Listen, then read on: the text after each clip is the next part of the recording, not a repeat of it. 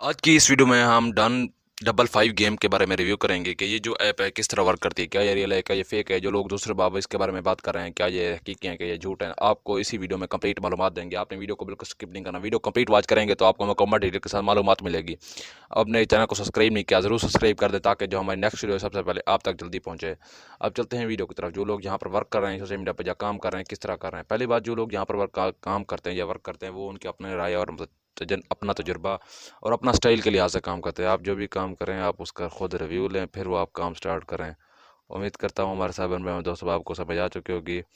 तो मिलते हैं नेक्स्ट वीडियो में, तब तक के लिए दुआ में याद रखना आपने ये वीडियो सिर्फ तलीमी मकसद के लिए, सिर्फ एजुकेशन पर्पज़ थी।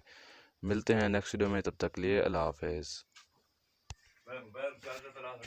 बहुत सारे दोस्तों आप यहाँ पर अपनी अपनी राय दे रहे हैं, मगर किसी की एक बात नहीं है। कोई इसके बारे में क्या कहता है और कोई इसके बारे में क्या कहता है, इसीलिए अगर इसकी कंप्लीट न्यू अपडेट आती है तो हम आपको बता देंगे।